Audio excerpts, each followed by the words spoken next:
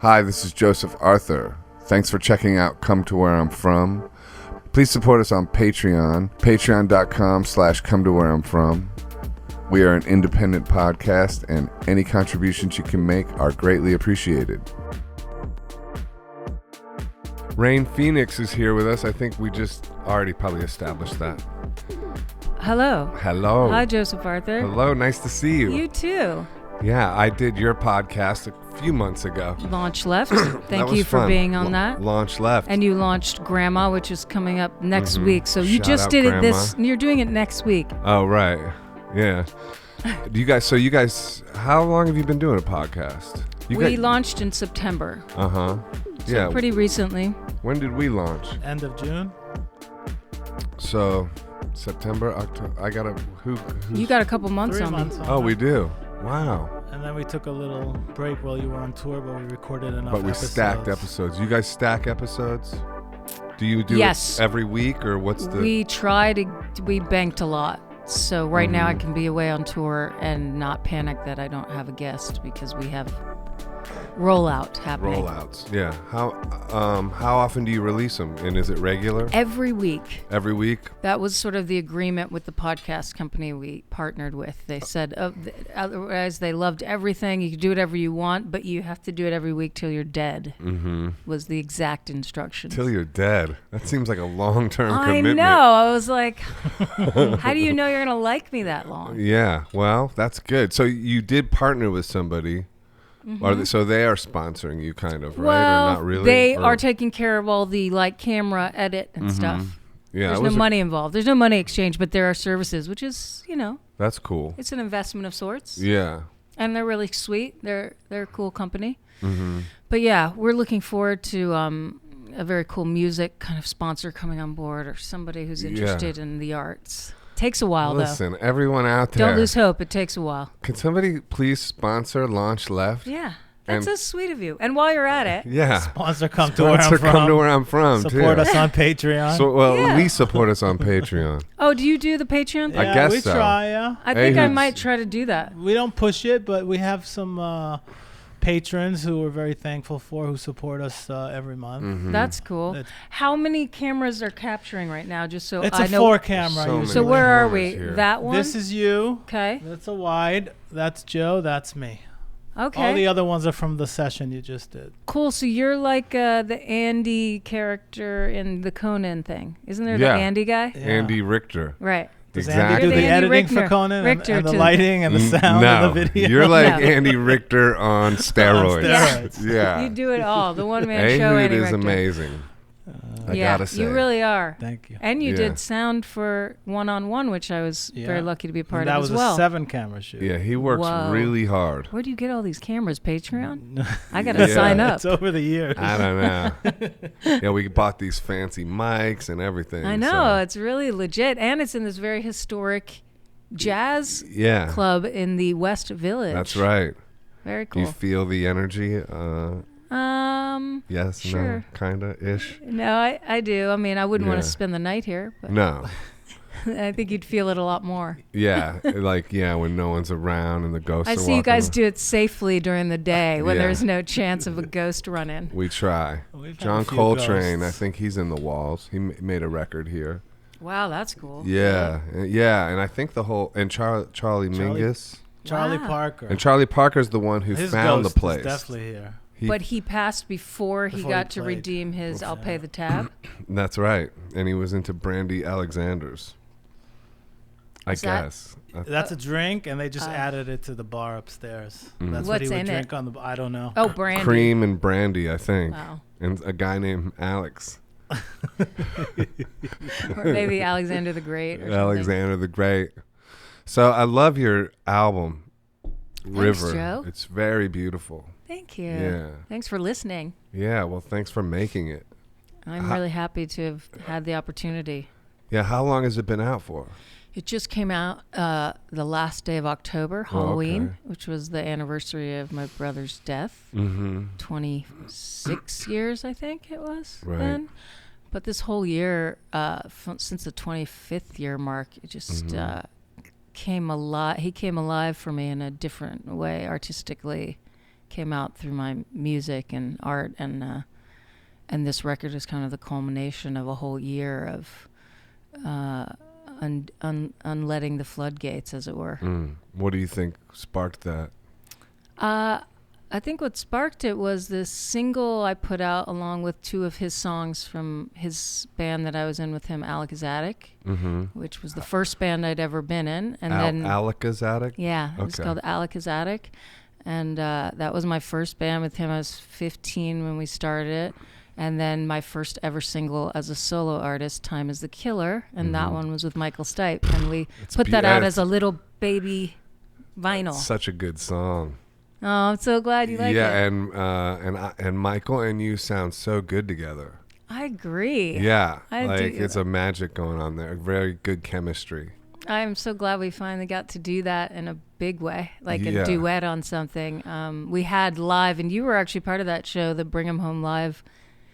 Remember when we did that big show at like Radio City or somewhere here about the Bring 'Em Home troops? Yeah. Long time ago. And you did your song In the Sun. And Michael sang with me. Exactly. Yeah. And then I sang Mark Mulcahy's song with Michael. Yeah. And I think Catherine Popper was the bass player. That's right. That's when I actually first met Catherine Popper. Me too. And she played with me a lot after that. Catherine Popper. Hey, Catherine Popper. You're so cool. She's the coolest. She really is. I wish I could be as cool. But I know. Only some people can be that cool. And she such gets a to be. rockin' bass player. Too. Yeah. I know. So it started then when I kind of put that. It was something about probably the combination of my band with him and the single with Michael, who was a very close friend of Rivers. Yeah. Sort of just opened up the creative floodgates, and I couldn't stop making music with my collaborator, Kirk Helly, right, who produced the record as well. And incredible production. Oh, right on. Yeah, really, do yourself a favor and check that record out. I know we're living in 2019 and everyone's too busy to check anything out, but you all need to check that record out because it's something else. Oh, thanks so much. It kind of has, it's getting bright in here. I'm just tearing up already. I did too much yoga today or something. I opened up 3 in a row. I opened up my heart chakra too much. But have you ever listened to an artist named Lisa Germana? Mm-hmm. That's so interesting because somebody else said that we played last night in Brooklyn at Elsewhere at Zone 1, and the band that played after us was like, have you ever heard of Lisa Germano? Yeah, because it has a spirit to it that's reminiscent of her, and I think she's amazing. Her album called Geek the Girl is one of my favorites. Amazing. And the one I gotta listen now. You should. I don't know her. It's crazy. Oh, right on. It's crazily powerful on an emotional level, and so is your record. Oh, very. So it's a good. I'm gonna check it out now. People reference that. It's 2 people. That's 2 people in a row, actually. Start with Geek the Girl. Okay. Yeah. Sorry, I'm sick a little bit. Yeah, I'm a little sick too. I can hear it in my voice. I don't know. Larynx is swollen. Do you know that part from Spinal Tap where Janine, or he's like, there's some sugar in my larynx. She can tell it's swollen. I gotta get off the sugar or something. Sugar. He's like, oh. What? I know. I remember the cold sore thing. That was hysterical. That's amazing. There's a lot that's funny about that. But where he's talking about sugar, and Janine can tell his larynx is swollen from too much sugar. From too much? Is that like referencing cocaine or something? Who knows? I mean, it might just be sugar. I don't even remember that. I've seen it a bunch of times too. I remember a lot. I've watched it way too many times. Yeah. But sorry to get off topic. Oh, that's all good. There is no topic. But I got did it make you go into it heavy in an emotional level, like thinking about your brother or making those songs and stuff like that? Was it like a kind of a therapeutic process, or was it some kind of I think that coming to terms? I think that of course it was. I tend to derive most of my understanding of what I write months after I write it. Mm-hmm. Or even years sometimes. I'm much more an automatic writer. Mm-hmm. And to be totally honest, I just started writing songs. They weren't specific to him. Right. I wasn't like, I'm going to write a record. And, that came to be after most of the record was done. I had this epiphany that I was going to call it River. Right. And that was important to like name him. Yeah. And to like affirm him as shy part away. of the project.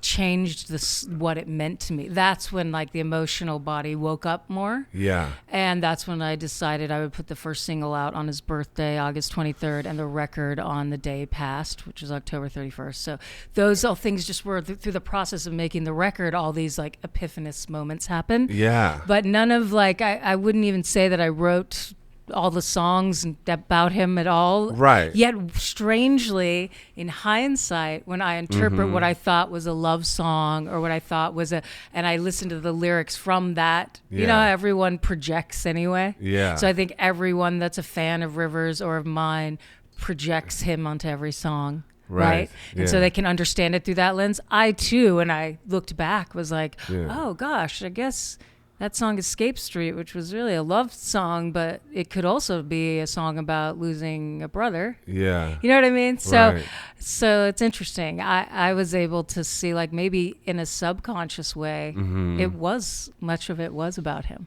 That's that's wonderful. Yeah, it was cool to be open to that and not rigid. That was what I found most freeing and nourishing about the making of this record. Was I kind of just I've just let where I was at through every stage of it be what it was and show me what the next way forward was. And instead of every door that closed, another really did open. Like every disappointment of maybe someone, you know, or people not getting it or whatever, just led me to a different, like, so what, now I'm making this song. Like I just kept being creative and not depending on the outside world to validate me, but instead just maintaining an energy. Like Kirk and I had a real energy together making the record, and the way that he crafted it and orchestrated it. I mean, all of it to me was just kept unfolding in a really beautiful way. And by the time, you know, we actually had to pretty much rush the last few songs to like mix and master in order to meet our street date. So that was like probably the most rushed, but we were, in hindsight too, it all happened really quickly. Like we started making this record basically in February, and it's out in October, the whole thing. And I didn't really question that. You don't necessarily make a record that quick. I mean, I don't know that many people who just bang out a record and make sure it's out too. So, you know, some things maybe suffer in terms of how much promo or stuff you're able to pull off and be making a record. Right. But it was very important to me to meet those dates specifically. And to sort of make it this body, this like energetic body of art that was for River, like within the span of time that I did. So I'm really glad that you enjoy it, and I hope other people do. It's beautiful. And so much of what you just said resonates with me as an artist too, like the whole going with a flow state, and once you have a title, how that can suddenly make a record blossom when you have a concept for it. Yeah. And the fact that you just kept going with the flow, so to speak, and you know, the river, another river aspect of river metaphor. But and also just like letting the subconscious guide you. You know, I think it's something I'm noticing. I don't know if it's my age or what, but in general it seems like that's the real magic in life, is whatever happens, taking it as like, this is part of my path or journey, or this is being in the flow. This moment sucks, but the moment that comes out of it is beautiful. So does it suck? You know, like really trying to see the positive in all the negative things. Like right now I'm wearing a unitard that I cut in half, and someone's shirt I found in a closet because my whole suitcase was stolen off the JFK carousel. So I made do, you know, and it's a positive outlook on the fact that I have cut a unitard in half. Sometimes you got to. I mean, sometimes I just like, I got to cut a unitard today. Right? I don't know. It was all that was feminine in the house I found. I was like, I'll just get creative with it. Yeah. So you got to go with the flow. But I like how you said, you know, go with the flow, and that does match with River. So does the fact that the record is streaming, which when he was alive, there was no such thing as streaming. Right. But that's very River metaphor, too. Yeah. I love that you can stream River right now on Spotify. Yeah, that's good. Do you have any like practices that help you wade through those waters? I mean, it just keeps happening, this river metaphor. But like, you know, when disappointments occur or when struggles occur in the creative process, how do you refocus yourself or recenter yourself into the flow state? That's a great question. I have a spiritual practice I'm very grateful for. Yeah. A meditation practice. Mm-hmm. And through that practice, I realized at a certain point that I'm not really here for me and what I want in this life. I'm here for all of us. Mm-hmm. What I do needs to speak that and echo that, like how can I help instead of what do I get. So of course I'm a human being with a resident ego that wants things I want, but I remind myself when I get in that state of like, oh, I didn't get the goal I wanted, or I'm not where, you know, that that's not my commitment anymore. Like I've changed my commitment. I don't know if it's part of, you know, in your 20s, it's all about you, but I think it has a lot to do with my spiritual practice and kind of affirming that every day. And before I go on stage, every time I remind myself, not just for me or not just for River or the people that I've lost, but for all of us and for everyone we've all lost. That's why I step on stage, and to be, you know, a cause of benefit is really why I'm here, and not, you know, not just for what I want in this life, because it's so short. It's so short. I saw my friend Michael Cavadias' show Clay Woman. I don't know if you've heard of Michael Cavadias and his incredible Fantastic character name. Clay Woman, but he does this like dinner theater thing, and we just saw it a couple nights ago here in New York, and he talks a lot. He is I think it's like a 500 million year old woman, and he like comes on stage in character, but that he just speaks so much about how fleeting like our human lives are in relation, like from the vantage of being a 500 million year old extraterrestrial from another planet. And that, I don't know, I resonated a lot with that, because I always think about, in reality, the blip that is my existence here on planet Earth is really meaningless, but maybe through my actions and what I set up for, I don't know if you believe in reincarnation, but I do, for the next life, and for that person to set up the next life, that's kind of more important, as how I am in this life and how it touches other people, and to get out of my own head and what I want, because it's just going to happen so fast. I could step off the street when I leave and be gone. So what did I do when I was here? Right. I don't think I always felt that way, but because of the spiritual practice, I have much more. I have that view of my life, and it helps me not, you know, make it all about me all the time, and think about others instead. I did a tribute to David Bowie show at a long time ago. Well, not that long, when he passed, at Radio City, and Ricky Lee Jones was on it too, and she said something about how, and when you go on stage, you shouldn't be concentrating on getting love from the audience, but giving love to the audience. She said something like that. Yeah. And that has stuck with me. And then I try to always keep that in mind when I'm on stage. I mean, of course, when you're a performer and your ego is attached and nerves and this and that, and you have to come with something that's going to be great. Yeah. You know? Yeah. Like, you can displace that thing of that you should be giving love, not trying to get love, because it's like, you know, the whole point is you're the technically supposed to be getting it, right? Yeah, right. That's what I thought.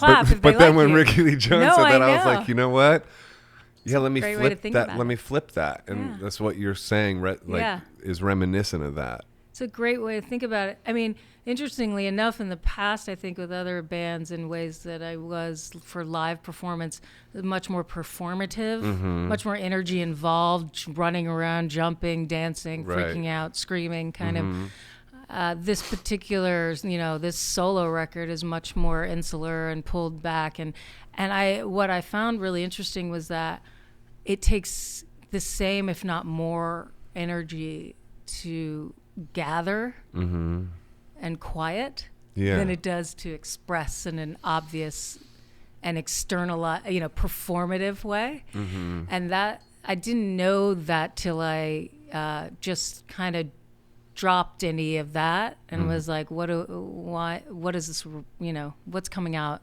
And strangely, like, I know some people might be like, what? No, because Rain's so outgoing, but I was a very shy girl. And at a certain point I had to be a performer more. Like I came out of my shell, right? Yeah. And I feel with this project and this record and the truth of what I'm singing and the heart space of the record and what I'm able to actually be the most authentic as a performer, which is that shy girl is back. Yeah. And so that requires a lot of energy to not put on a performer, which is what I learned to do to survive being really shy and on stage, because I always sang, character. but I just didn't move. When I was a kid, I was like this, and I could sing really well, but I couldn't move because I was so shy and terrified of like the crowd and all of that. And so in a strange way, I feel like I'm kind of going back to that with this record, just naturally because of its honesty, I think. But it takes a lot of energy because my go-to, I learned how to perform. Right? To be outgoing. So I just have to stop myself from being like, hey, everybody, how are you doing tonight? You know what I mean? And I just am awkwardly not doing that. Not even a little bit, not even sprinkling it in here and there. I talk, but it's never like I'm concerned with my nervousness, so I have to make noise for them. You're not cracking jokes in between. If I do, it's just like naturally occurring true jokes that are coming out of talking about heavy stuff, and you kind of have to break it up a little. I think some of the best comedy does have a lot of tragedy. Right? So, absolutely. So it can be kind of sad what I talk about sometimes, but then of course there's some little quip or joke I can't help but. Yeah.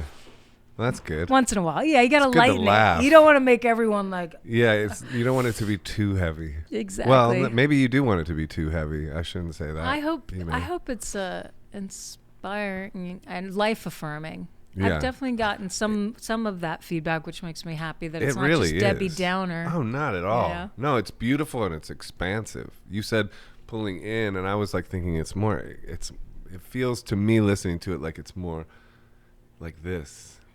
You know? That's cool. Yeah. I think it's more what I meant is like pulling back my performer.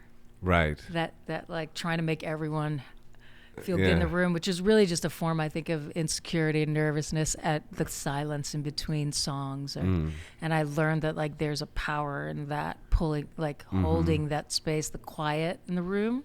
Yeah. It lets everyone be alone with their feelings with what's happening. And then you can direct the energy because you have the mic of where we all want to put those feelings. Do we want to talk about uncomfortable things through the lens of our honest, hurt around losing people? Do we want to talk about what was fun about the people we loved, even though they're not here? And so that's more of what I meant by gathering. I see. It's like I'm gathering the sort of collective. I'm trying, and then finding a way to talk about it. And that's been really an interesting exercise. It's almost like a meditative stage performance that I wouldn't call a performance as much as just reading what's happening and trying to translate it.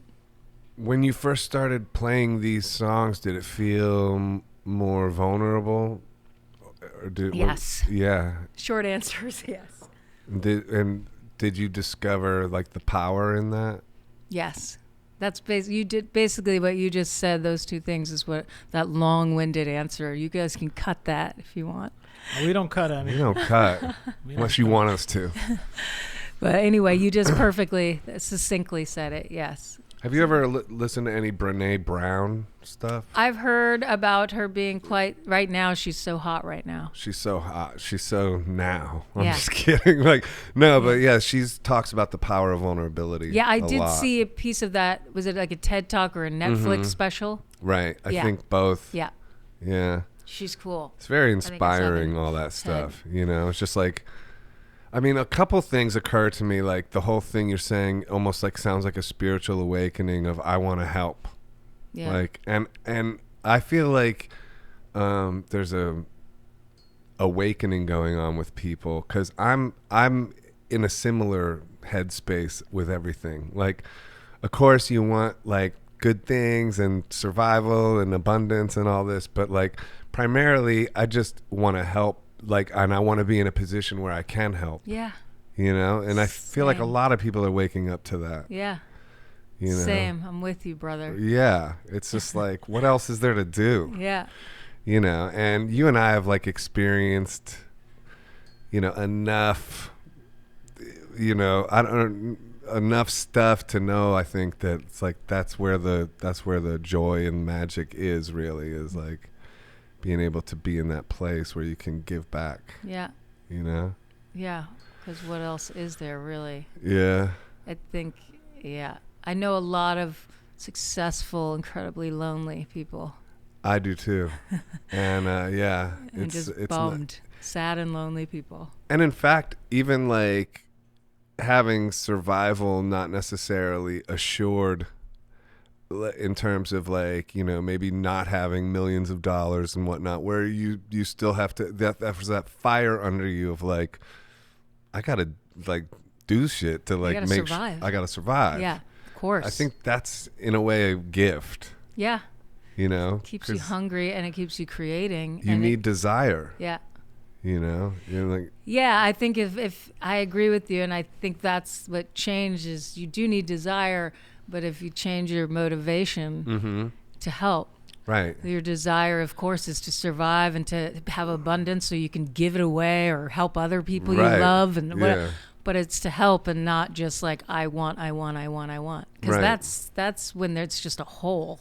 Mm-hmm. You know what I mean? I think, and I know a lot of successful people who seem really happy, and they're the ones that are so quick to be generous. Yeah. And to help all the people around them, you know, and to not close down around their wealth. Right. And think that they're better than everyone else, which is what I think how it's sad to watch, you know, people with wealth do that, because there's so many opportunities to help. Yeah. Even if it's not with their money, but just to have that continence of someone who wants to help. Yeah. And something about wealth, I think, sometimes makes this like elitist thing happen, like better than and not help, and or alms for the poor kind of help only. Mm-hmm. But everyone else should work their ass off and pull themselves up by the bootstraps, which is like, of course, but there's also no way all of us are going to be as wealthy as you.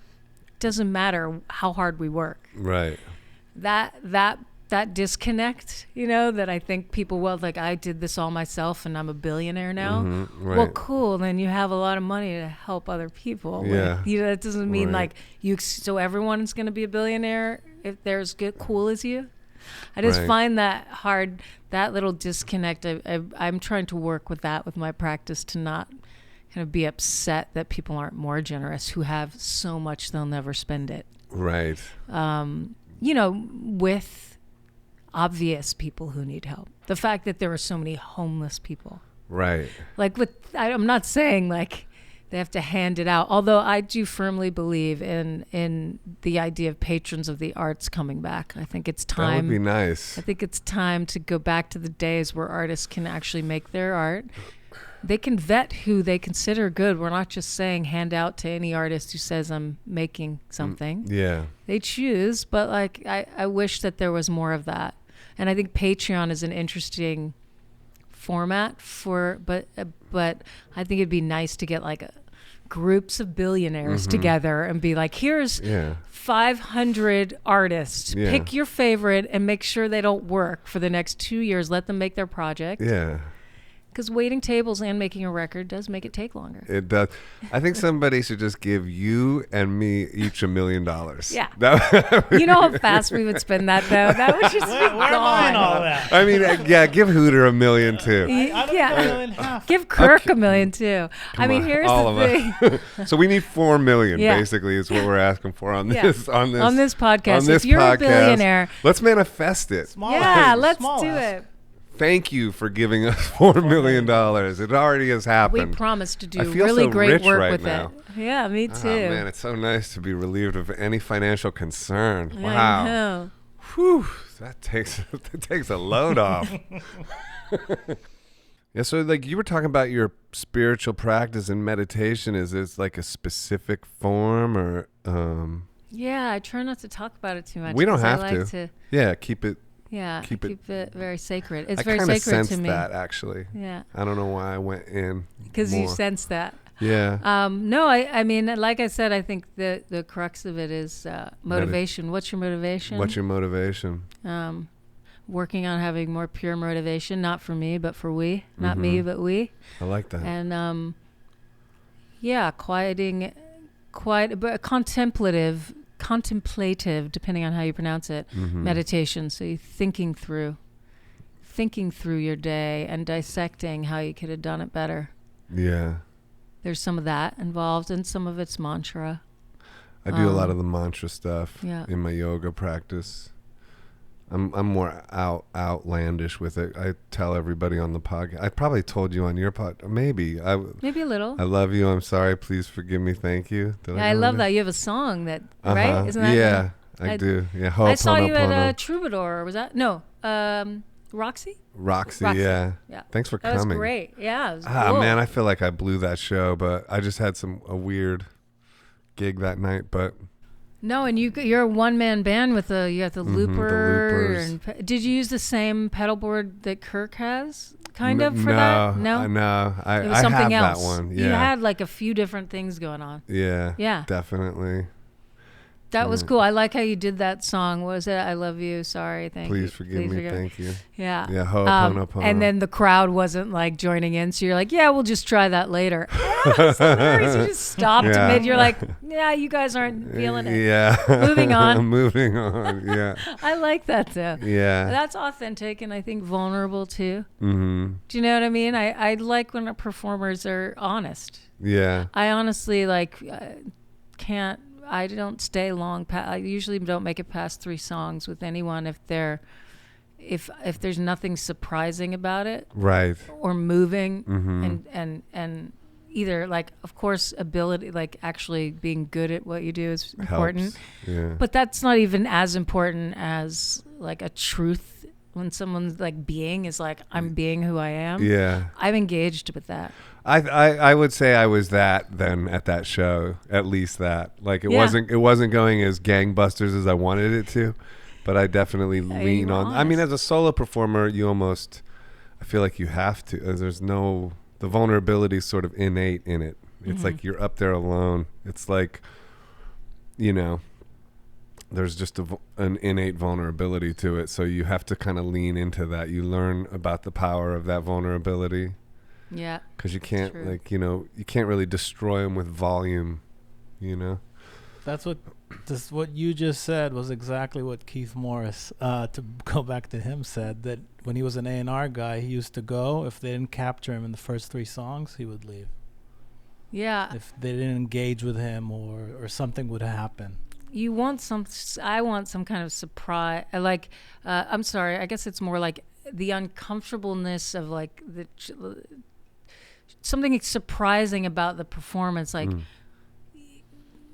and you brought that night exactly for those reasons because you were very true with the crowd. And well, I like being awkward. I love the energy of awkwardness. Me too. I really love that. I know. It's just like I think it's sometimes really I great. lean on that a little too much, but Right. I think I don't know. it's fun. There's yeah. something fun about that to me. It's playful. Yeah.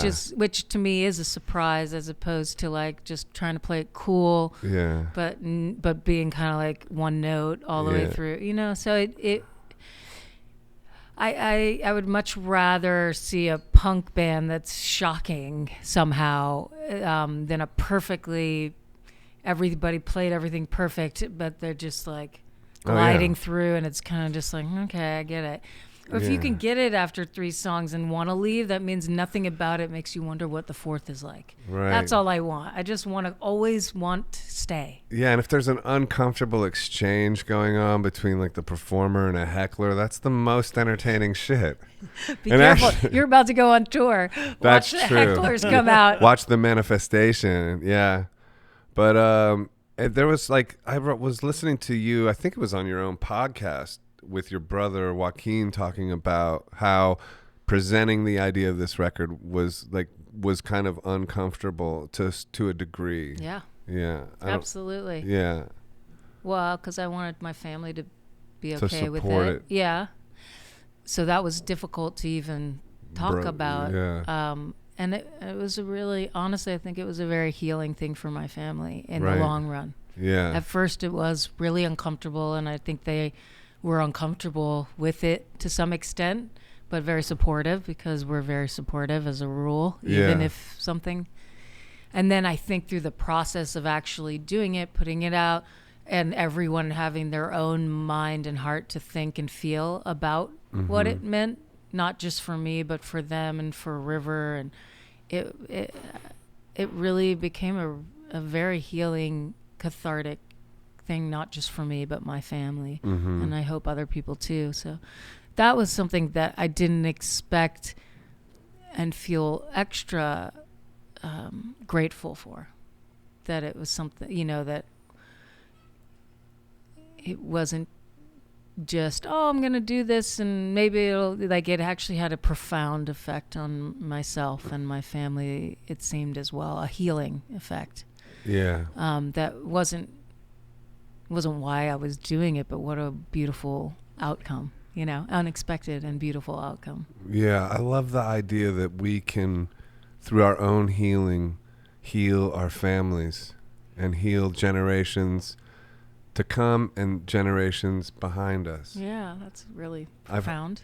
Yeah, I mean, I don't understand that, but I've heard that, and I believe in it, and it sounds like that's something that you maybe facilitated for your family with this. By total accident, but Right. very grateful for the outcome. In the river flow, yes. In the flow state. I think in so many ways River did that, which, Right. I just said, I need to say his name out loud. Gave him a portal. Yeah. Yes, and that's really what I Yeah. did. It felt like I kind of just opened so he could, and I've talked about that in interviews before. I think a lot of when a traumatic event happens, you shut down the good with the, you hide the, all of it. there was so much gnarliness with the press, and Right. it was I was so young, and it was terrible. And the celebrity So in factor that, too. yes. That's also. So that I pulled everything in, including him, and put it somewhere that wasn't Right. visible so I could protect it. But with that, all those positive memories and who he was as Right. a person got stuffed in that spot where all the upset got stuck, right? It becomes And hard so- to celebrate him. Yes.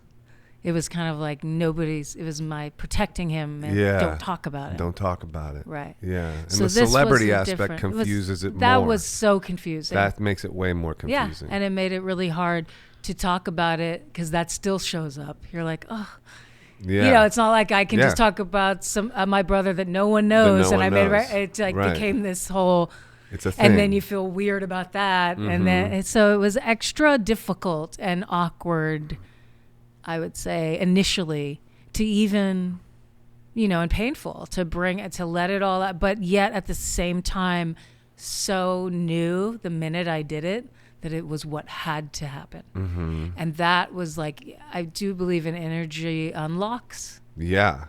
And I lost a couple friends, just prior to that just I needed to lose, I think, in my life. Okay. That showed themselves to me. Right. Right before I came to this Conclusion. right before I started making this record, and then realized I needed to call it River. And in so many ways, I'm grateful to those friends I lost because they were part of the energy unlock. That's heavy. Right? Yeah. And it was like, wow, that's what I mean by looking at things that are bad, like you see as bad, and they lead to something good. And Right. that's the spiritual practice, is like thanking them. Was the falling out with those individuals due to the fact that you were working on this project? Did it have any relationship, or was it just separate? I don't think it didn't on paper On at paper, all. nothing. But strangely happening within the same arc, like the year arc, the lead up. Mm-hmm. It was like starting in October of the 25th anniversary of 2018 Yeah. through to this year's, like, it all kind of started right around then, but it didn't have anything to do with it. But it was so importantly part of it because I wouldn't have had the energy like the unlock wouldn't have happened without those fallouts. because it released new levels of energy within yourself that you were no longer getting like toxically taxed from these. Exactly. And I think I people. let go of parts of myself that engaged in and was codependent with certain relations that felt I had to fix other people, Right. whatever the things. The empath thing. Yeah. I mean, I take responsibility. You have to. I have to. That's all I can do. I'm way into that Yeah. within myself now. Yeah. I'm dealing with a lot of that kind of stuff too. And as somebody who's healing those kind of things, like understanding that it is my responsibility, I mean, ultimately it's like we have to take care of our own sides of the street. And Exactly. including like if dealing with like,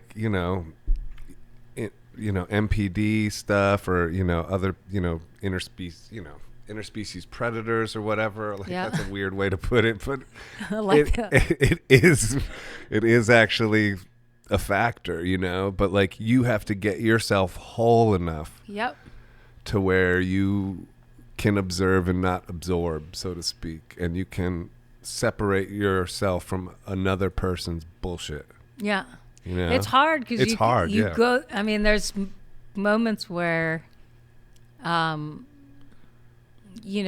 think it's the ego side that I get caught up in the fact that someone actually did you harm, Right. caused really harmful and things. won't and did- acknowledge it. Yeah, absolutely won't. Pride, yeah. up the wazoo. Will act like you wronged them and tell all their friends that. That's and called whatever. blame shifting. Yeah, There's But- terminology for it all.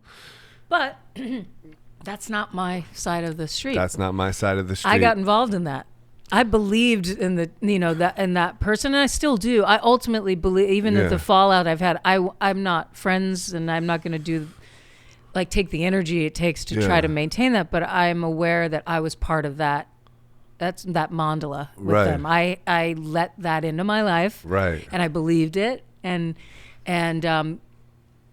by releasing it, I was able to move on and really find my voice as a solo artist, and Yeah, also just boy, did you ever. I mean, I'm Aw. serious. It's it's the best record I've heard in a while. It's really good. That's so rad that you feel that way. I do feel that way. It's going to make me cry thinking about it. Well, But you are tearing up. I am, man. I'm trying not to because I'm a man, damn it. No, but I was like, I came to the conclusion with my own issues with my family of origin, who I've been estranged from for the most part for years, few years now. Recently, going to try to make contact again under the courageous. with the idea that okay, I don't need them to validate my perspective, Right. and I don't need to validate their perspective Right. either. But I had to get healthy enough to get to that place, and that took years. Right. It took till now, where now I'm like, okay, you know what? We're never going to see eye to eye on this, Right. ever. And I can then take that into either we're cool with still saying what's up to each other and it being what it is, because I still love them, and I know they still love me. So it's like, can we bridge those gaps, and I'm going to experiment with it, but I don't really know the final answer to that. But I did come to the awareness. It's like, I don't, what another person's perception of events is kind of none of my business. They don't have to align. Right.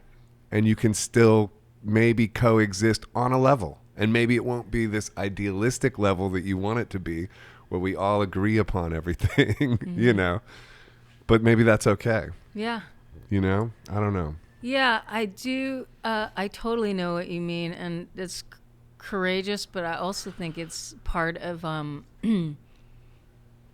spiritual maturity Right. and taking responsibility. Because I will say, with family of origin stuff, my dad passed away in 2015. Sorry.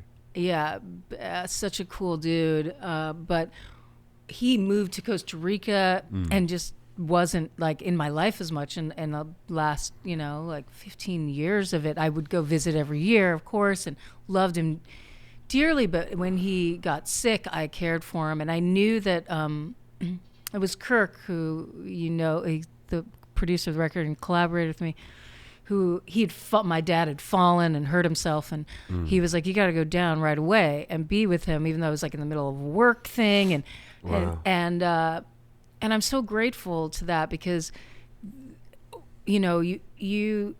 it's, if you don't spend time with your family of origin, like, even though I would see him every year, it wasn't like we logged the same amount, and I loved that dude so much. Right. But when he got sick and we spent all this time together, it was like that flood of like, right, we might not have agreed on everything all the time. You may have like expatted out, checked out, and been like, I'm out, see ya, figure it out, come visit me. And that's a lot of responsibility when you're trying to survive in your neck of the woods, to be like, you have to do the travel, or you have to, you know what I mean? Right. So there were, certain things that I was like, man, and I just dropped all that, Right. brought him back to my world, and got 3 epic months with him before he passed away. Amazing. He even got to see my show, with my band at the time, Venus and the Moon, at the Greek side of stage, dedicated a song to him, and he didn't wake up the next morning. Oh my God. It was like that. It was like the most beautiful, heartbreaking.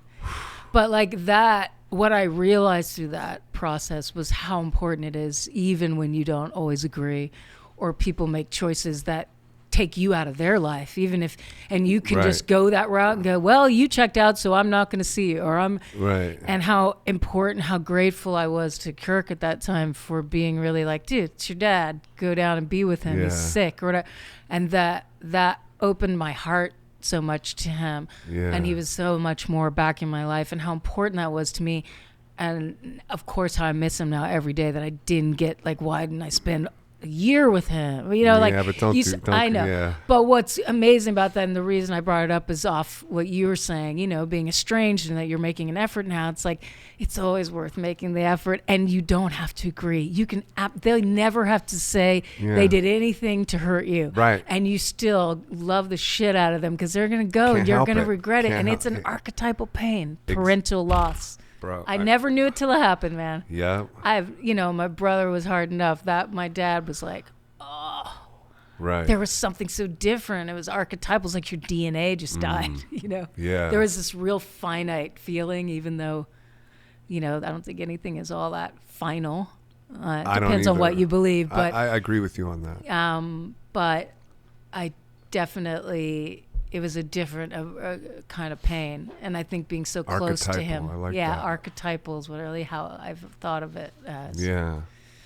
And I knew when I was caring for him, and we were growing closer and closer, I knew that if he passed, which he was inevitably probably going to anyway, maybe not as quickly as he did, which was shocking and therefore more painful, but that it would be more painful because we were so close. And I purposely, like, my compassion was so wide open that I took that on, knowing I was like, yes, this, at least I get to know his heart and be close to him, and so the pain's that much greater, but it's also so much more beautiful. Oh yeah. And you feel like you're there for them whenever the realm they go to next, they know to come to you. Right. I prayed for him every day after, and knew that he could, like, be there with me if he was scared wherever he was. There's like such this, like, when you take responsibility, even if you don't agree with people, and you have a practice of any kind that reminds you that you're in charge of how it goes. Absolutely. Always.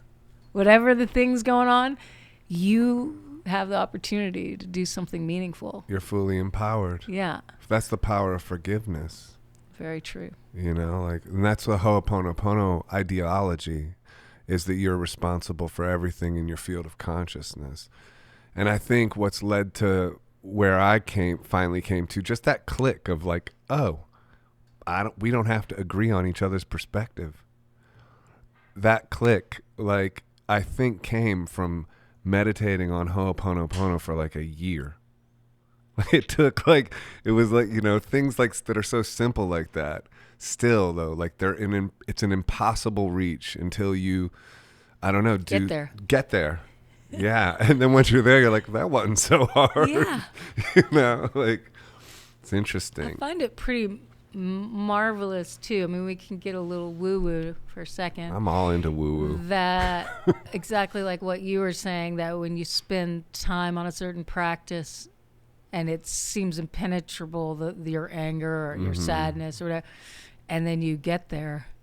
Yeah. That's possible through a practice that's just repeated and repeated, and it might seem meaningless to me in any other context, except for some reason I've decided to do it. Right. Right? Yeah. But it's just like, okay, I'll do this for a month straight. I don't know if it's doing anything, whatever. And then a month later, something gets broken through and you're different. Yeah. That's possible to me.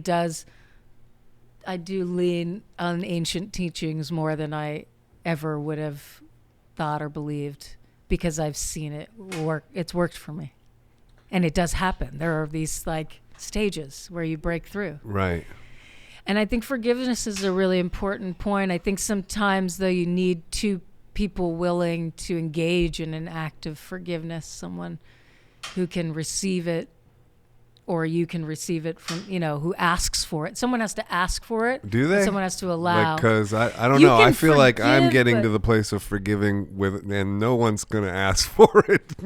Well, yes, of course. No, I agree with you. You know what I'm I saying? agree, but I mean, for it to actually penetrate both sides of that coin. Right. Well, that's also, you But got to you're right. let go. Like on that level, it's a letting go of an Right. ideal. Right.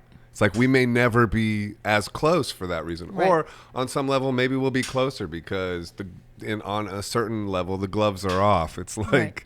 it's, the dysfunction is on fleek. Yeah. Dysfunction on fleek. That's a great expression. That's the name of my new album. I love that. You're totally one with the kids right now. But after your dad passed, was there kind of a spiritual connection you felt emboldened, and did you have new levels of understanding about your relationship with him? Did it carry on? What was it like then? Well, I think when, I know you've had people close to you pass away. Mm-hmm. I think that's the truth. I had a spiritual teacher say to me after, because I saw her, I went on retreat, a silent retreat, pretty much right after he passed. For how long? I think about 10 days. Okay, like a Vipassana thing? Is it? Kind of.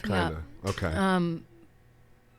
But I remember her just saying to me, this is who you really are. You see your tenderness and just wide open, heartbroken. Like when you're broken open, when your heart's broken, it's like a floodgate, right? Right. And so everything, like, what the fuck is a phone?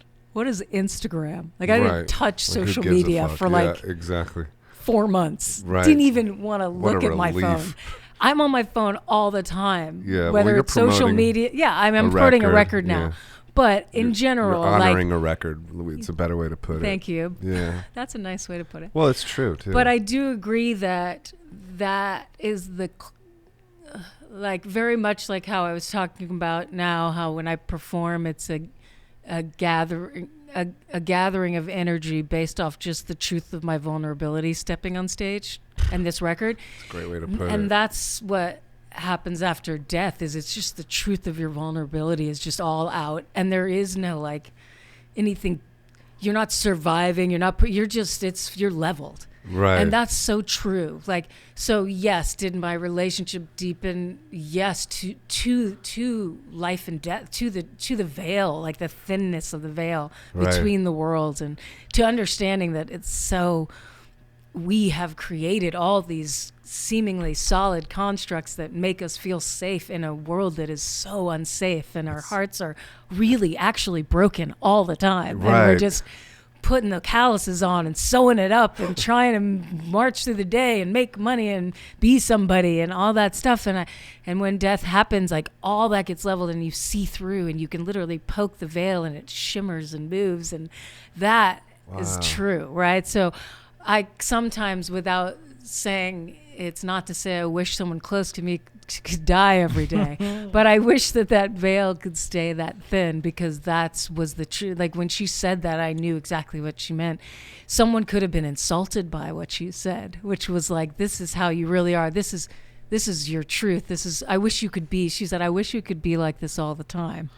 And I was broken, you know what I mean? Like I came so heartbroken and grieving, but I saw that as a strength. I saw what she saw in me as a strength. Total vulnerability in a way to like life, I guess, and death and pain and everything. My mom said that to a friend when my brother passed, like, we're all so heartbroken, she said, yes, but when your heart is broken, it's broken open. That's what my mom said. Wow. Who was devastated, but still saw through and could say it and articulate it like that. Yeah. So I know what she meant. I feel like with my dad, I was an adult. I wasn't, a child like with my brother, and I could understand it in a heart way. I could in a heart space way. I couldn't you never. What's great about it is your mind is the idiot, and your heart is the wisdom. The master, yeah. It's like that. It occurs to me like, because it's like to be a human is to be like an animal, and then also this spiritual being, right? So it's like, and a lot of times we're, I think, more animalistic in a way, or our egos, or like the survival of this, and well, you said this, and I said this, and I mean, Yeah. But like, when that kind of, when death occurs, and it is just your wide open spirit at that point, because that, I guess you just would go into that. It makes sense, Yeah, and it's turning, impermanence is the actual only truth. Everything dies, passes, changes constantly. You can't, we could do a meditation right now and try the rate of change and try to see if there's anything in your life or anywhere that doesn't change. It all changes. There's really no way to do that, to hold anything. So I think death is such an affirmation of the impermanence of life, and our whole human existence is to try and pretend that it's not impermanent. Right. That we're not going to die. So you've just flipped the whole thing on its head, and that's why when somebody dies, your heart wins. Like the truth, which is wisdom, is your heart. Your brain goes, what? Upside down. Yeah. Right? You're in the upside down. I can't do anything with this. Yeah. Your brain's it's not like, working with my permanent this thing. Isn't like, exactly. Yeah. That's wild. That's so interesting. It's like seeing the Matrix all of a sudden. Yeah. The emotional matrix. Yeah. I mean, also like the idea of past and present and future, and it's just like one eternal now. Everything is now. Yeah. It's always just now. That trips me out when I think about it like that. Yeah. Yeah. Absolutely. So are you enjoying interviewing people on your podcast? I really liked being on it. I'm so glad. Yeah, you were a great sister's interview. awesome too. I know. We loved having you on the show, and I love Launchleft. It's an opportunity, something I'm really comfortable with and very passionate about, is helping other artists. Right. Because, the whole idea is to help other artists. That's the whole podcast. Yeah. And to have well-known artists launch emerging so that it's hard to skim the top, as it were, find good. There's so much music, which is wonderful for all the musicians out there that want to make a record that you can put it out. Right? You can get it on iTunes and Spotify. But then there's twice as much, and there's not a curation element. Right. So I like the idea of who's Joseph Arthur listening to is what I want to right? Or who's Conor Oberst listening to. Or it'll just help me, because I don't have a lot of time to listen to everyone. Mm-hmm. So it's a way that originally came about as like, how would I like to find new music? Yeah. Oh, from people I think have good taste. Yeah. But that was like the basic idea. Yeah. In a wider aspirational sense, Launchleft is an extension of who I am as a person, and that is like, how do we create an intentional space for artists to talk about things that matter and to share what is in their art, like what's the heart in their art, and how do they use it to change culture. Like for me, it's always about a culture changing element that I'm curious about when I talk to artists. So I'll spend a little time on the obvious concepts of the show. But Right. I'm like you. Yeah. I'm like, so let's talk about the spirit animal in you. Exactly. Yeah. See, and Summer will kind of Yeah. keep it real or pull it back into. So that's why I love having her as a co-host, Yeah, I because was she'll gonna like ask you. we have a good like. Back and forth. Yeah, like she'll Yeah. ask totally different questions that I wouldn't, more about people's actual work, and that I need that, because I'll go esoteric on everything, and I want to know like why. Yeah, that's You why I know? have Ehud. He brings it back as Good well. to have him Yeah, bring the it back. anchor. Yeah.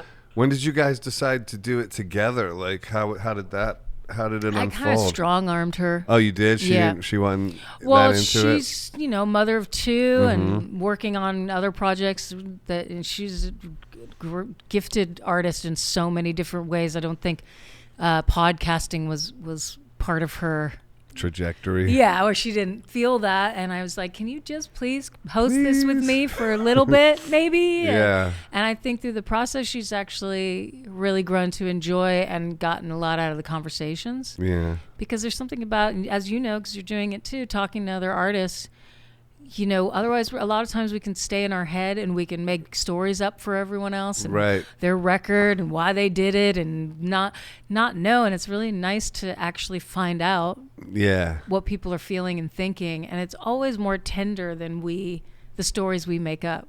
Right. Like people are really more tender, and why they do things is really more meaningful than what we make up for them. Than the two-dimensional thing we've carved out for them. Exactly. Yeah, that's what I love about it too, is that it forces me to go into other people's universes, that I wouldn't normally, because when you're wrapped up in your own thing, it's like hard to like, go into other people's universes Yeah. to the degree that you need to do a podcast. Yeah, it's So true. I enjoy that part of it. Excavating other artists. Yeah. Yeah, so I dig it. It's been fun. Yeah. And do you guys travel with it or just LA based? We'd like to. I'd love to come here and spend like a month, do like That's a what I was residency thinking. here. Yeah, Yeah. it'd be great. I know of a good podcast studio in the East Village if you guys need. Oh, great. Yeah. Yeah, there's a few artists here that are pretty New York based that we definitely want to get. And That'd so be a I think good idea. eventually, it's again, like you said, having sponsorship, and we don't have the cash flow just to fly and stay in New York without some help. Right. So, but it could happen. And Launchleft is also the label that put out River. I noticed that. So, and it's going to be a label to That's put your- out other artists as well. I was kind of like the guinea pig, because I can make all the kind of relationships to help, like vinyl production, all the PR and stuff. And I thought like, well, I'll guinea pig with Time Gone, which was that first thing we put out with Aleka on it. We collabed with another label, Crow Records, and then on this is just Launchleft putting out River. And there's a few artists I really want to put out in 2020. Again, it's always financial support that makes it possible. So I'm trying to figure out who's going to be a patron of the arts. We're gonna each get $1 million. Oh, that's after right. We this. discussed it. We're good. We're good. Okay, Yeah, good. we're 4 rolling million deep. coming Yeah. in. 4 million coming in. What do you think, Ehud? You got any questions? I was just curious. Obviously, like I told you, reading your bio, and you had the band when you lived in. Did you live in New York when? Yeah, the Paper Cranes. Paper Cranes. I did. Was out? Paper Cranes was New York, Gainesville, Florida, and Los Angeles. We were I had it for about a decade. So yeah, it was all over. But New York, we were here for a good solid 5 to 7 years. I And think. why'd you leave New York? I went to Los Angeles, and I just felt like something was going on there. This was in 2009 into 2010. It just was turning 2010. And then I got signed by Manimal Vinyl Records there, which is an indie label, for a new record I had been making out in Los Angeles. Like I started making a record there. I was like, That something's band going on there. And it was ended? Paper Cranes. Oh, No, when we put out that record, it was called Let's Make Babies in the Woods. And then I made another record out there, and right when we got it ready to, like, we manufactured and everything, it was when I kind of had what I would call spiritual awakening and just dropped everything. I was like, I'm not going to do this anymore. I kind of thought I wasn't going to do music, even though I knew that didn't mean forever. I was just kind of over it. And so that record was called 3, and it still came out technically, but I didn't promote it and I didn't play. And that was in like 2012 or something. Okay, that wasn't my question. Okay. I was just curious. The one thing that stuck out from your past was after your brother had passed, the REM connection. Like you went on and oh yeah, you were on played Monster. with REM. I just realized that. Yeah. And then with the Chili Peppers as well. Is there anything from like, did that like open, like what was that experience like for you? That's a great question, because actually both those gentlemen, Michael Stipe and all of REM, really were close with my brother, and Flea was like a brother to me and very close with my brother. And Flea asked me, I think it was in 94, right after my brother died, in the end of 93, and in 94 he asked me to come on tour as a backup singer. So I was just in grieving process, and then this was like really my, like, you know, he basically set up my future, because I had only ever made music with River. I was like a singer in his band, and he and I played since I was 3 and he was 5. He was my musical partner. So that was devastating in a way I didn't even process yet, that I'd lost like who I was as a musician as well. And so with the Peppers, going on the road as my own individual and singing backup in front of just crazy amounts of people, festivals, touring the world. It was like about almost a 2-year run with them. Wow. It was for the Dave Navarro record, That's One wild. Hot Minute. I didn't know that. Yeah. And my friend Acacia came on the road through most of it with me, which was really great too. And she was close with River. So it was a very therapeutic tour, but it was also like a coming of age. I turned 21 on the tour, and it was a coming into my own as a performer. I got a lot of confidence through that, and that's what spawned Paper Cranes. I went into the studio to mix Aleka's Attic to kind of work through some of that grief through music, and I mixed that record. And through the process, I started with the engineer that I was working with on that, making my own music that would become Paper Crane's first EP. Who is that? His name is Michael Perfett. He worked at the time a lot with Seal. He was like his main guy. Okay. And he worked with a producer that worked with Seal. I forget his name. He's a big guy. I can't remember it right now. But he went on to, he does Scores TV now and does stuff like that. Really sweet guy. Great engineer. And he and I and my husband at the time, Michael Tubbs, or we weren't married yet, but we were Paper Cranes, and it was like we called it Renatronica because we used Renaissance instruments and electronic, and that was sort of like the genre, and that was the first Paper Cranes EP. So Chili Peppers really led to my own voice, I would say. So I credit them for really helping me have the confidence to know I could do music without River, which still took till now to like naming this record River to actually do that. That's interesting. Like I honestly feel that every band from Paper Cranes till now was an attempt at finding my own voice, but until I said River out loud and said this is for him, I really came home to. It comes off like that. I mean, like it's powerful in that of an artist finding their voice. Like, you know what I mean? Well, that's cool. Yeah. Because it felt that. I mean, I don't know if it read, but it's all that matters is for me that it was that, it right? Does and read. so that's what I realized was like, whoa, this was the first time. And, you know, I just turned 47 and I'm so glad I found it in my lifetime. Like a spring chicken. Right? Just a baby. Just a baby. Baby in the woods. I'm 48. I got you by a year. Nice. You're young. You look great. We're young at heart. All that yoga All working that yoga. for you. Drinking some water. I also think probably if you were like, you know, a drug addict at any point, it preserves you. That's right. That probably helped me along it helps, the way. You know? It's like you lose a decade of your life and you just stay that age. Don't try that at home, kids. Yeah. Oh, that wasn't meant to advocate for drug use. God, that wasn't a good idea. Let's cut that out. Nah, it'll be What did all right. Michael think about you naming the album River, since he was really close with him as well? I mean, I didn't ask his, opinion. Opinion. I think Did he give it? But he did he did that song "Time Is the Killer," and it was connected to Aleka's Attic, and wildly, there's always been rumors that Michael Stipe bought the Aleka's Attic catalog as if it was a catalog you could buy, and like the family didn't just own really? it. It's like my brother Who wrote made the that song. rumor up? I don't know, but it's literally printed multiple times. That's you can find it. That's a weird one. And it's funny. Michael and I always kind of like, so interesting. Okay, we'll leave it. Like, Yeah. what are you going to do? Try to like go, that's not true, and make Yeah. it. It's like whatever.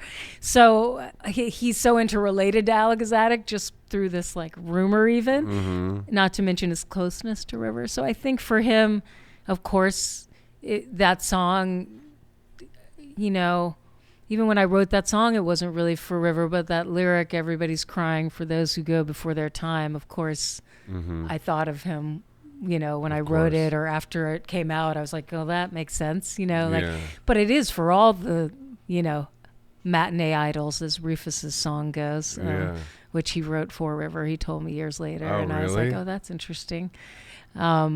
So yeah, I mean, Michael and Flea are like brothers to me, and they both really were a big part of.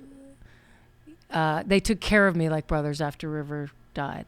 Musically, they gave me opportunities to create and have a career.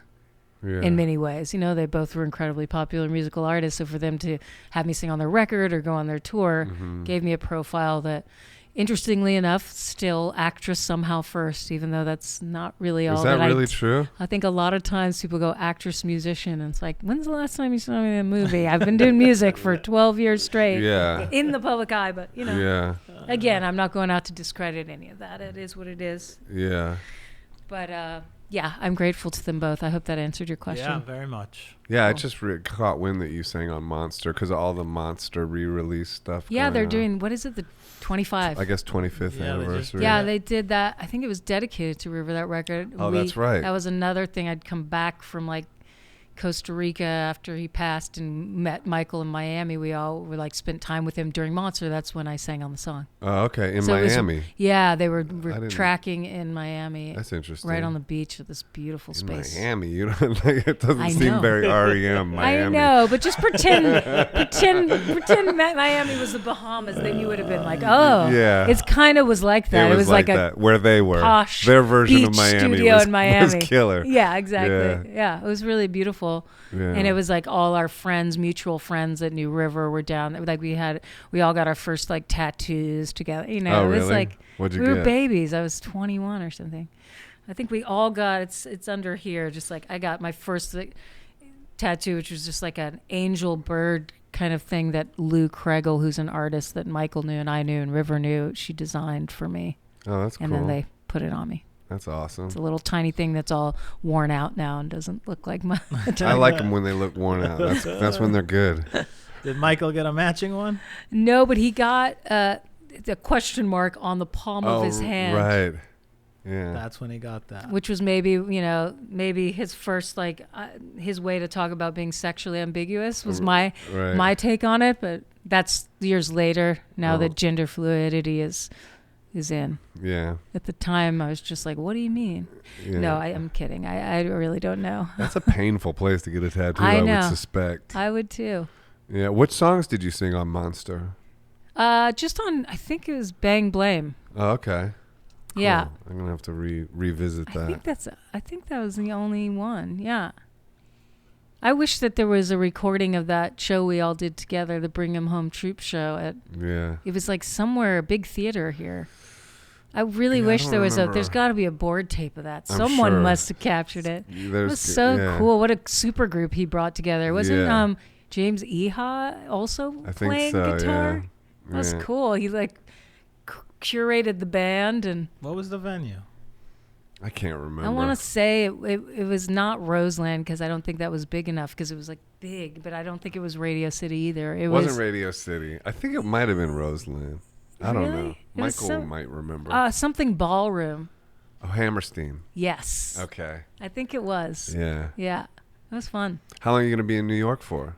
I leave in a few days. Oh, okay. Yeah. I'm And so then- glad this worked out. Yeah, me too. Thank you for doing this. Yeah. I Thank know you you gotta for go, but, inviting like, me. What? Are you what, doing mantra right now? Oh, I'm not. Just Not have really. it. I'm just like Right. you know. I like that those are skull kind of. Yeah, they're all It's like yak bone. Each one's individually carved. I've had Wow. this forever. That's like, beautiful. There's pictures of me as a kid with this same thing. Oh. Yeah, but so what's next? Are you Are you We're guys going on on tour right yeah. now? Or like, well, Yeah, tell the this folks was where to the, see you and everything like yeah, that. well, how soon do you put these up? Because it might be gone soon. This will be like soonish, right? Like, This? when's this coming up? And like we're also stacking in 3 weeks. Oh, give 3 or weeks. take. Tour will be But- over. but- No, but I could push it. I could move it ahead. We can like move it when- ahead. when We is- start next week. I'll slide it in earlier. I'm sorry, the for 10th sure. in Seattle. Yeah, we could just make the. We could I could facilitate actually you release with this it on Friday, next Friday. if you want. Yeah, that would be amazing. Yeah. Yeah. So we're doing a Seattle on I'll the move it up. 10th, and then we're with Pete Yorn for 4 days in California. Oh, cool. Starting He's in a LA. nice guy, right? He's such a sweet Yeah. guy. Pete. Yeah. Shout out we Pete tried Yorn. to Shout get him out on the, Pete on the Yorn. podcast when he was here last month, but it didn't work out. Yeah, maybe happened? next time. I never heard I that. don't know. He's well, a- I tried to. Yeah, I'd be down with that. There's a lot you don't hear about Bobby. I guess. One Like, man yeah. show. You can't also communicate at all. Yeah. Yeah, no, he's a really cool guy, and we're grateful to be on that show. It's gonna, Yeah. and he's doing all theater, so it'll be cool venues to play. That's nice. And Kirk and I are doing the duo, so it's been fun to try it out. Shout out Kirk. Yeah, out Kirk Kirk. Helly. Watch him on the one-on-one session. Yeah, hashtag Kirk Helly on the 101. And then 101. One-on-one. where and then people can find you on Instagram. Oh, yeah. and, We're on like, Instagram at Rain J Phoenix. There's a J in there. Joan of Arc. That's right. It stands for Joan of Arc, my middle name, Wild. because my parents were not hippies. By the way, your parents gave their kids the best names ever. I They think. really thought about it. I mean, it they're seems really like. great, Yeah, aren't they? I Like, agree. yeah, they're totally unique, but yet they work as names. Like, you know what I Yeah. mean? It's not like my name's like Bark you know, or something. yeah, something crazy. It's Tree it's- Arthur. That's like B. Arthur. Have you thought of the Joan of Arc thing at all? Like, how does that factor into your reality? Or does Yeah, I mean, I hope I don't burn at the stake, but Yeah, I didn't. yeah, mean no, I mean, I'm not afraid I was born to do this. Right. Factors in, which was something that I feel like she's basically yeah, championed, and that's kind of, when I connected it to a spiritual practice, it was sort of that like, oh wait, it's not about me. It's like it's about everyone else. Like the intention, I set an intention, and I'm living my life for another reason than just like what I want in this short window. yeah, So that feels like someone like her might do that. Right? She did. She gave up her life. yeah. I do have a lot of respect for activists and artists that are willing to get arrested, give up their lives. All the people I vulnerable. most admire, from Gandhi, MLK, Joan of Arc, Yeah, Jesus, even all of them willing to just give up their life for their principles and not cave, which is really hard to do as a human being it's in a difficult. world that's constantly saying, if you cave, I'll give you this. Right. So I think it's something that I'm really grateful that my family always had that conviction and stood by what we believed in, Yeah. even when it meant we lost out on gigs and money. And it's like, well, but that's not our principles, so we're not doing it. And that's, I'm grateful to have a family like that, because I look to that for strength on the times when, as an individual, someone's like, but look at this. I'm like, wait, remember, you were raised right. No, just Yeah. say no. Yeah. So, yeah. And they knew who you were right when you were born, I guess. Well, they gave you the name. Yeah. My mom said that during childbirth, which was natural in a trailer in the rain, she suddenly started in labor reciting a monologue from Joan of Arc that her sisters, who were into drama and wanted to be actors, had been learning at home when she was a kid, and she didn't even realize she'd memorized it as a child. So she started speaking this Joan of Arc monologue that was like the big one right before she dies, where she's like, I'm doing this for a reason, or some big like epic. And I mean, imagine my dad being like, whoa, what the heck's going on over there? Just like she was drew like that spirit. orating while Yeah. pushing me out. She drew that spirit into you, or you drew that spirit out of her. Maybe. She also claimed she absolutely saw and spent time with Jesus while she was pregnant with me. Wow. Like physically spoke and saw him, and had this whole crazy thing that is not crazy to her. She's like, no. And she's very level. She's not like all out there. Yeah. So I totally believe it. I believe it too. So what did she say? What did he say to her? well, I don't know. I'm trying to remember if there were if she's, I have a deets? terrible memory, but I do know she spoke to Jesus. I'll ask her and I'll get back to you on that. Yeah, please. I'll call do. that one in. Call that. That's good. You'll be on with someone else. I'll be like, Joe, I got the story. Hey, I got the story. I What got the Jesus scoop. said. We'll update our listeners. Okay, good. Thanks for you. having Thank me. You, Ray. Thank you, Thanks Ray. for What a having me. It beautiful was conversation. Yeah, such a fun time. I And hope we hang soon. everyone, go get her record. It's unbelievable. Streaming everywhere now. Thank River. you. Okay. See you on tour and go and see him on tour. Didn't you just announce a tour? Yeah, with Greg Dooley. Woo! 2.5 month tour coming up. Cats All out of the right. bag. Yeah, I'm cats out of the excited bag. for you. Yeah, thank That's you. so cool. Yeah. Afghan Wigs. Yeah, it's gonna be great. Shout out Greg, which Shout has out a Greg solo Dooley. album coming Yeah, out. new Right solo album on. coming. All right. Have All a right, great guys. day, guys. God bless. Bye. All right. Yeah. That was insane. That was amazing.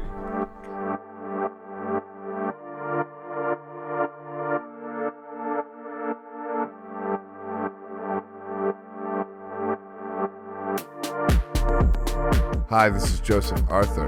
Thanks for checking out Come to Where I'm From. Please support us on Patreon, patreon.com/come to where I'm from. We are an independent podcast, and any contributions you can make are greatly appreciated.